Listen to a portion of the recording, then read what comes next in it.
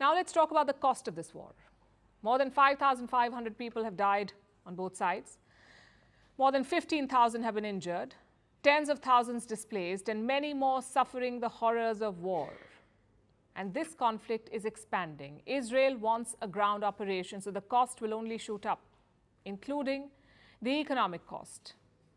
And tonight we want to dwell on this last part, the economic cost. What will the war mean for Israel's economy?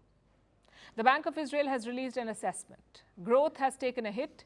Economic output will contract. By how much? At least 2 to 3%. This is for the third and fourth quarters.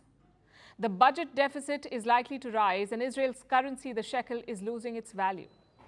It has fallen to an 8-year low. This is against the US dollar. The shekel is falling. As of today, Israel's economy is in a state of limbo. Earlier, it was expected to grow at a rate of 3%. But now, if the war continues, economic growth will cool. The growth rate is projected to fall to 2.3% for the remainder of this year, 2.3% in 2023, or what remains of it. What about the next year?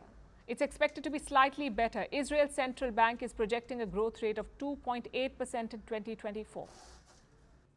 And here's something that you must know. This is an aberration.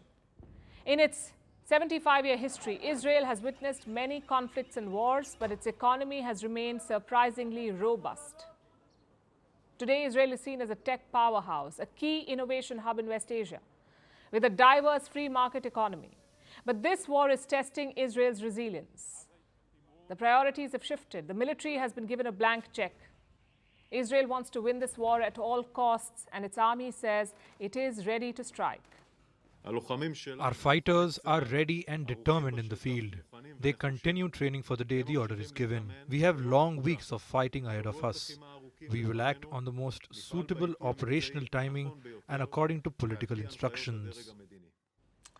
About 360,000 reservists have been called up. This is an unprecedented mobilization. These people were engaged in other jobs. Now they're fighting the war. So overnight, Israel has lost 360,000 workers. They've gone out of the economy. Businesses are short-staffed. There are fewer taxis on the streets. Several stores are closed and people are leaving their homes. Take the case of Sderot. It's a border town. It's barely 12 kilometers from Gaza. We visited Sderot 2 weeks ago. It used to be buzzing with activity, but after the Hamas attack, it has become a ghost town. About 30,000 people used to live there. Now, going by some accounts, more than 90% of Sderot's citizens have left. And where have they gone? Many have shifted temporarily to other parts of the country, and this is happening in most border towns in Israel. Life has been disrupted, and these people do not know when they'll go back home, when they'll return to their normal lives, what normal life will look like now. This has the makings of a drawn-out conflict. Economists and ratings agencies are watching these developments in Israel. At least 2 credit agencies have issued warnings. They say Israel's debt could be downgraded. The World Bank too has issued a warning. It comes from the World Bank president, Ajay Banga. He says we are at a dangerous juncture and that this war could deal a serious blow to the world. The biggest worry, of course, is related to the oil prices, even though Israel is neither a major producer nor a supplier of oil. But the conflict is drawing in regional powers. And that is a big worry. Because wars in West Asia tend to disrupt the energy markets. Think of the Iranian Revolution of 1978, the Iran-Iraq War of 1980, the first Persian Gulf War of 1990. All of them triggered a spike in oil prices. So markets are nervous. Global oil prices rose marginally today.